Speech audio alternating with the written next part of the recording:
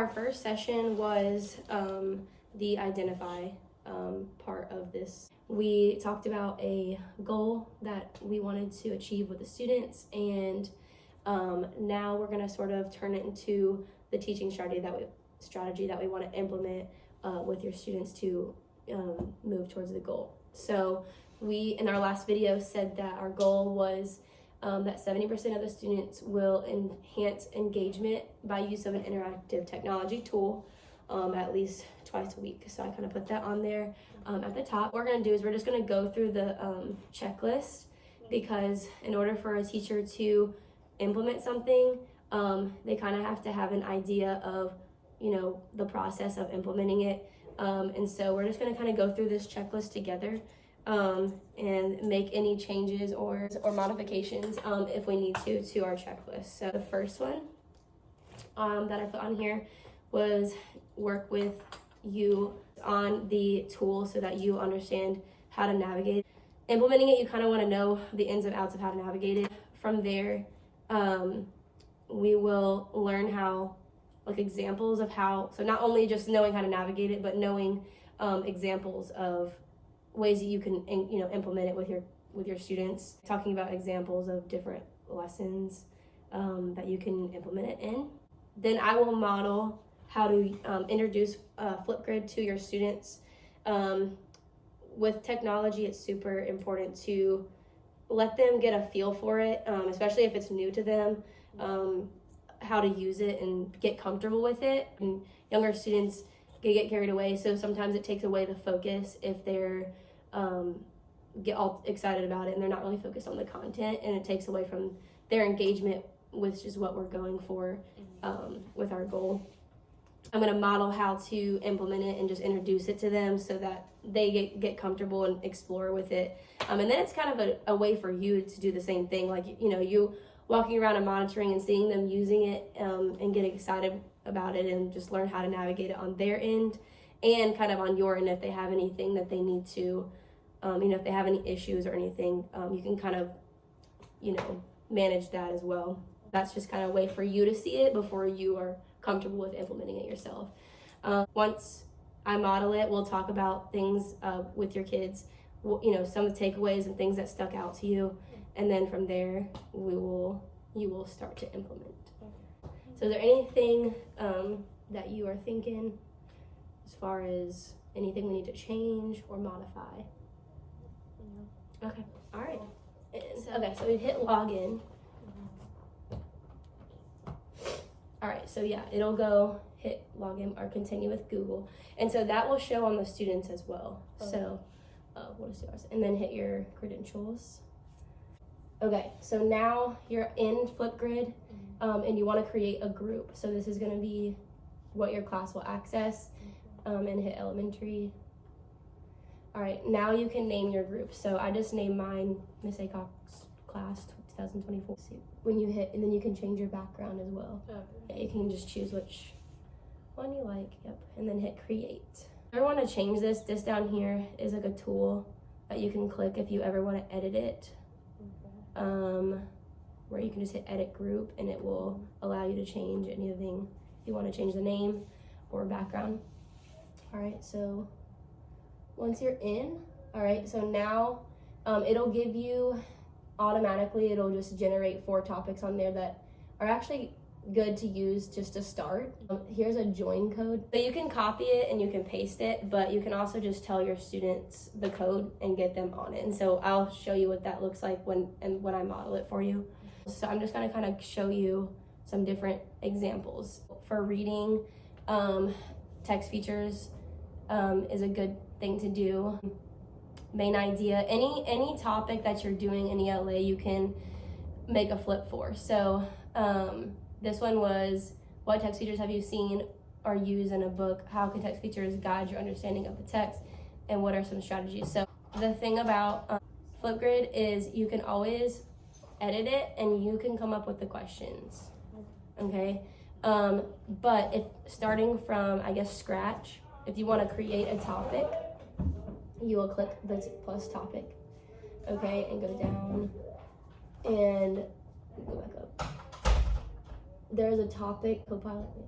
You can type in, like, main idea, yeah. Okay.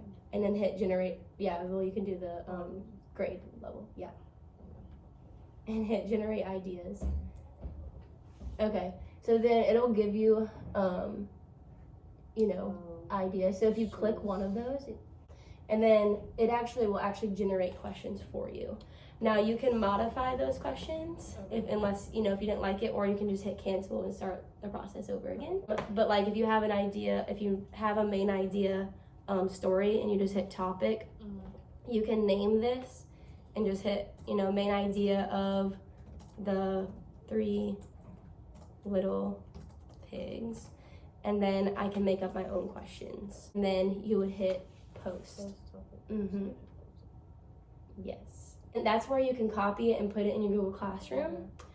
But if they have the code, they'll see it when they go into Flipgrid. These are just like self-created, so I didn't Copilot any of these. The water cycle, this was a science one we did where I had them researching about the water cycle, or I created this all myself. So, you know, but I think the Copilot is a good one to kind of start with when you're first getting comfortable, unless you know exactly what questions. This was a story called Space Vacation, so it kind of applies to science and reading. This one was reading one. This was when they were making the timelines, and I had them put the timeline of James Bruchack's Life in Order.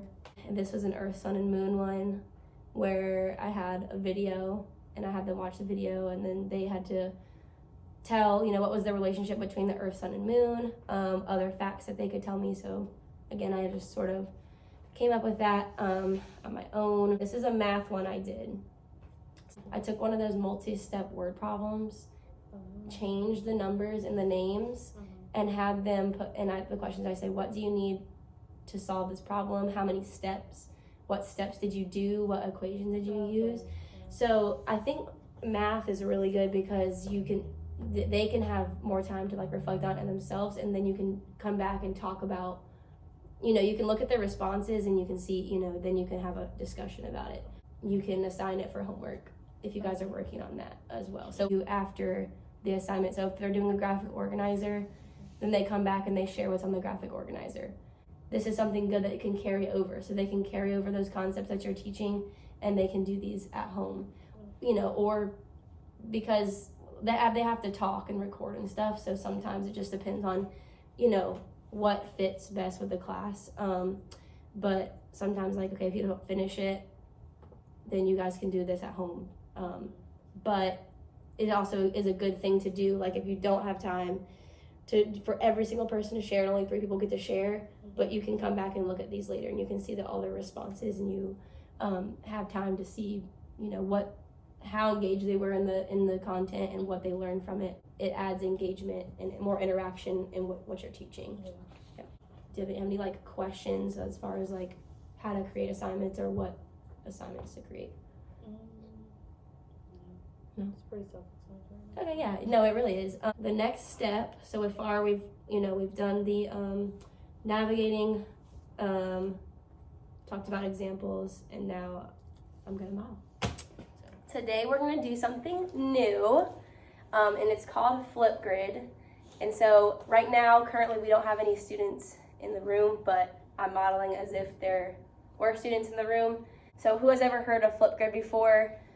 See who knows it or who doesn't know it, and then kind of give them an overview. So Flipgrid is a new technology tool that we're going to learn about today, and we're just going to kind of learn how to use it and do a practice assignment with Flipgrid today. So what you're going to do is you're going to go to the class link. So you're going to open that up and give me a thumbs up when you're there. Okay. All right, now you're gonna look through the apps that you have and find where it will say Flip, and it looks like this. I'll zoom in a second, but it's called Flipgrid. You can at the top right here type in Flipgrid, or you can find it on your class link. It looks like that. Give me a thumbs up when you found it. Okay? When you find it, you're gonna click Flipgrid, and you should see something like this. So I'm gonna look and see what is on yours. Okay, so when you open up Flipgrid, you might see a sign-in screen. And so when you see the sign-in screen, you're gonna click Login with Google. So I'm gonna hit Login. So mine is gonna look a little bit different than yours. So mine logged right in, but yours is gonna say sign in with Google. So then you're gonna click sign in. All right, then it will say, which it would probably show on mine, but then you're gonna see your name with your credentials. And just tell them it's their student, their lunch, and log in. So you're gonna click it, and then you'll be in, okay? And it may look a little bit different than mine. Yours is just gonna say your name. Then from there, you're gonna hit this plus. Thumbs up when you see the plus. It'll say create a group and join a group. You're gonna hit join group. Okay. And then you'll come around and look and see and make sure. Now you guys are gonna join my classroom. So here's the code. I'm gonna zoom in so you guys can see. And you're gonna type that code in, that letter and the numbers. Now that you're in my class, I'm gonna show you what it looks like to record. So I'm gonna do this one, share a word of thanks, okay? So when you guys pull up this assignment, you'll see the name of the assignment, and then you'll see some questions. So who can read those questions for me? And then I would have the students read the questions, and so that they're all engaged and make sure that they're listening. Okay, it says, who has been kind or helpful that you want to say thanks to? How has this person made you feel? What would you like to say to them to show your gratitude? All right, so now this is what we're going to do. We're going to record. So with Flipgrid, we always are recording, and we're going to answer the questions through a recording. So I'm going to tap record, and then right now you should just be watching. When you click the record, it's going to ask you to allow the microphone. Make sure you tap allow. Now this is what my screen looks like. All right, so I'm on video. Then I'm going to tap this button right here. This is going to record the video. So now I'm going to answer the questions. I'm just going to do a test. Okay, so I am thankful for my mom. She helps me with my dog, and she is a good support. So then I'm done, and I'm going to hit next. Okay, so I am thankful for my mom. She helps me with my dog, and she is a good support. So you can click it, and it'll pause it. So click done, and I hit next. Okay, so you don't necessarily need to type anything here, but you can put your name if you want to, so give them the option. And then on the bottom here, we'll say post a topic. It will upload, and then we'll tell them that it's posted, and it'll say go to topic, and then I'm gonna go down to share a word of thanks, and there's my video. Now that I've done share a word of thanks, now you guys can click into that topic, and you guys can go ahead and record, and then post your video. I took 2 steps in this project. What steps will you do to solve the problem? First, I added. Next, I subtracted. What equations did you use? I used the equations I used is 38 plus 45, or 45 plus 83.